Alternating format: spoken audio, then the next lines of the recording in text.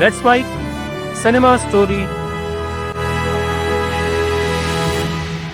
यार कुछ फिल्में ऐसी होती हैं जिन्हें हम रिलीज के समय देखते हैं, भूल जाते हैं और फिर 10-15 साल बाद दोबारा देखते हैं तो लगता है कि यार ये फिल्म उस समय समझ ही नहीं आई थी। मेरे लिए ना गुरु बिल्कुल वैसी ही फिल्म है।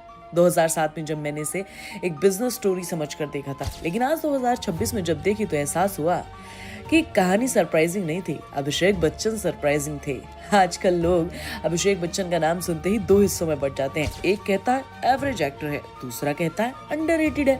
लेकिन गुरु देखने के बाद मुझे सच में लगा शायद इन दोनों के बीच कहीं है। तो आज रिव्यू करेंगे गुरु का, और ये सिर्फ ये नहीं कि फिल्म अच्छी है या बुरी, बल्कि ये कि क्या 19 साल बाद भी गुरु उतनी ही शानदार लगती है या अभिषेक बच्चन का प्यार हमें बेवकूफ बना रहा है। ठीक आपके बगल में खड़े रह के धंधा करूंगा और आप जैसे 25,000 की छुट्टी कर दूंगा। सबसे पहले कहानी की बात करते हैं। यार गुरु बेसिकली धीरूभाई अंबानी की लाइफ पर बेस्ड है। ऑफिशियली कहीं नहीं लिखा है, लेकिन देखकर आप समझ जाओगे। एक गुजराती लड़का है जो छोटे शहर से निकला है, टर्की गया है, काम करता है, वापस आता है 15,000 रुपए लेकर मुंबई, और एक दिन इंडिया की सबसे बड़ी टेक्सटाइल कंपनी खड़ी कर देता है। गुरु की सबसे बड़ी ताकत यह है कि बिजनेस पर्सनालिटी पर फिल्म होकर भी बिजनेस की नहीं लगती। ये एम्बिशन की कहानी है, एक ऐसे लड़के की जो गरीबी में पैदा हुआ लेकिन गरीब मरना नहीं चाहता।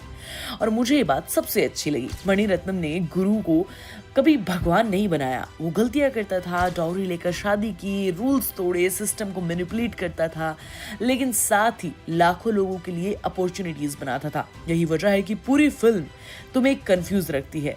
तुम उसे हेट भी नहीं कर सकते और पूरी तरीके से हीरो भी नहीं मान सकते। आज के हिसाब से देखो तो यही इस फिल्म की सबसे बड़ी स्ट्रेंथ है। अब स्टोरी की बात करते हैं और यहाँ से एक इंटरेस्टिंग चीज शुरू होती है। 1951 गुजरात में एक छोटा सा विलेज, और वहां रहता है गुरु नाम का एक लड़का जो स्कूल में फेल है, जिसके पापा हेड मास्टर है, जो हमेशा कहता है सपने मत देखो। लेकिन गुरु के अंदर एक अलग ही आग है, एक जिद है, जो टर्की जाना चाहता है, मसालों में ट्रेड करना चाहता है। एक ऑयल कंपनी में प्रमोशन मिलती है, लेकिन गुरु कंपनी के लिए काम नहीं करना चाहता, वो खुद का बिजनेस करना चाहता है। वापस अपने गाँव आता है, 15,000 रुपए हैं और एक प्लान है। और यहाँ पर एक सीन है जो ऑनेस्टली मुझे थोड़ा सा अनकंफर्टेबल करता है, लेकिन जीनियस भी लगता है। गुरु अपनी दोस्त की बड़ी बहन सुजाता से शादी करता है। क्यों? प्यार के लिए नहीं, पैसों के लिए, डॉवरी के लिए, यार दहेज के लिए। सीधा कह दिया फिल्म ने ये चीज। हीरो ने दहेज के लिए शादी कर ली। ये 2007 की बॉलीवुड की फिल्म में दिखाया गया है और मणिरत्नम ने इसे कोई रोमांटिसाइज नहीं किया, जैसा था एग्जैक्टली वैसा ही दिखा दिया। लेकिन फिर एक और इंटरेस्टिंग चीज होती है।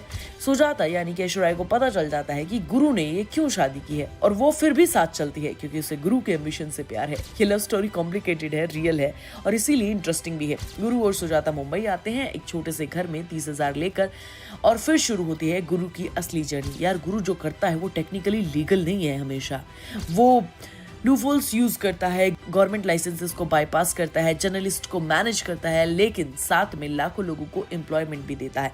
अपनी कंपनी के शेयर होल्डर्स को, जो मोस्टली गरीब और मिडिल क्लास हैं, उन्हें पैसे कमवा कर देता है। फिल्म का सबसे बड़ा मॉरल क्वेश्चन यही है कि क्या करप्ट सिस्टम में सफल होने के लिए सिस्टम के बाहर जाना गलत है? और मणिरत्नम ने इसका जवाब क्लियरली नहीं दिया, दोनों साइड दिखाए हैं। भाई मणिरत्नम का डायरेक्शन आज भी कमाल का लगता है। कोई बेकार का ड्रामा नहीं है, कोई लाउड बैकग्राउंड म्यूजिक नहीं है, कोई ओवर एक्टिंग नहीं है, सीन्स खुद बोलते हैं। गुरु का विलेज, मुंबई की भीड़, स्टॉक मार्केट, फैक्ट्री, सब कुछ इतना बिलीवेबल लगता है कि ये कोई डॉक्यूमेंट्री जैसा फील नहीं देता है, लेकिन कमर्शियल फिल्म वाला लुक देता है। अब आते हैं सबसे बड़े सरप्राइज पर, अभिषेक बच्चन। सच बताऊं तो मैं भी ये सोचकर देखने के लिए बैठी थी कि लोग बहुत ज्यादा प्रेज करते हैं इस मूवी की, लेकिन इस फिल्म में अभिषेक बच्चन ने सच में शानदार काम किया है। उन्होंने सिर्फ एक्टिंग नहीं की है, उन्होंने गुरु को उम्र के साथ बदलते हुए जिया है। 20 साल का लड़का, 40 साल का बिजनेसमैन, 60 साल का एक इंडस्ट्रियलिस्ट। बॉडी लैंग्वेज बदलती है, आवाज बदलती है, कॉन्फिडेंस बदलता है, और सबसे बड़ी बात, ये बदलाव दिखते नहीं, महसूस होते हैं। कोर्टरूम वाला स्पीच आज भी फिल्म का सबसे पावरफुल मोमेंट है। अगर वो सीन किसी और सुपरस्टार ने किया होता तो शायद एक्टिंग में कुछ न कुछ कॉम्प्लिकेशन निकल जाता, शायद वो इतना इम्पैक्टफुल नहीं रहता कि इतने सालों बाद भी किसी को याद रहे। अभिषेक बच्चन में वो कैरेक्टर अडेप्ट करने की एक जो आग है वो इस फिल्म में दिखती है, और साथ ही साथ वो जेन्युइनली इम्प्रेसिव भी है। वो कहते हैं, मेरे पापा ने कहा था सपने मत देखो। आज जो भी यहाँ बैठे हैं वो सब उस सपने का हिस्सा है। क्या हम रुकें? और शेयर होल्डर्स कहते हैं नहीं। लेटर बॉक्स पर किसी ने लिखा, Abhishek Bachchan was always talented, we just never look him seriously. यार सच बात है। ऐश्वर्या राय की भी बात करनी पड़ेगी, क्योंकि लोग हमेशा कहते हैं वो सिर्फ ब्यूटीफुल दिखती हैं, लेकिन गुरु में उनका कैरेक्टर काफी मैच्योर लिखा गया है।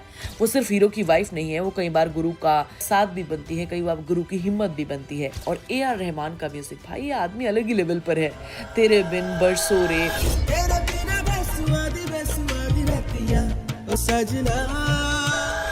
मतलब इतने पुराने गाने होने के बाद 19 साल बाद भी ये गाने पुराने नहीं लगते हैं। आज भी प्लेलिस्ट सुनो तो फ्रेश लगते हैं, और ये बहुत कम एल्बम्स के साथ होता है।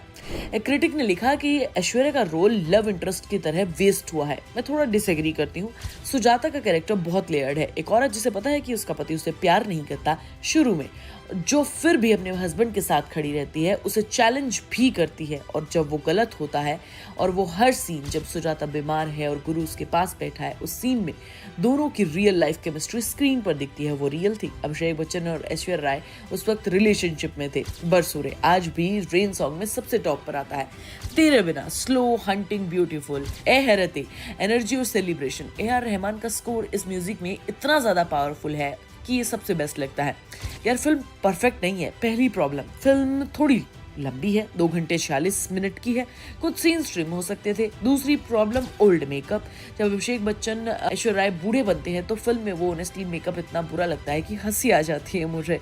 किसी ने बॉलीवुड को बताया नहीं कि ओल्ड एज मेकअप कैसे होता है। और तीसरी प्रॉब्लम, फिल्म गुरु को अल्टीमेटली हीरो बना देती है, उसकी सारी गलत चीजों को जस्टिफाई करती है उस कोर्ट स्पीच में।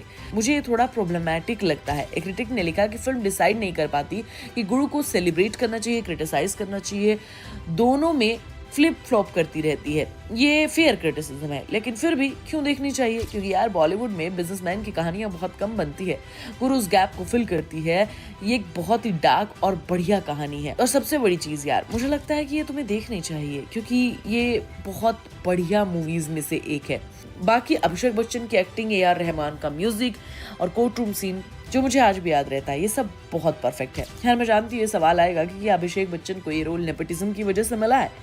शायद हाँ, मणिरत्नम का कनेक्शन बच्चन फैमिली से था, लेकिन क्या अभिषेक बच्चन ने वो रोल डिलीवर किया? जेन्युइनली कहूँ तो हाँ, यही पॉइंट है। रोल मिलना और निभाना दोनों अलग चीजें होती हैं। अभिषेक बच्चन को रोल मिला कनेक्शन से, लेकिन वो कोर्ट रूम वाला सीन जो किसी कनेक्शन से नहीं आया, वो उसकी एक्टिंग से आया है। सुशांत के बाद से हम नेपोटिज्म को लेकर सेंसिटिव हैं, और होना भी चाहिए, लेकिन साथ में फेयर भी रहना चाहिए। जब स्टार किड अच्छा काम करे तो उसे क्रेडिट भी देना चाहिए।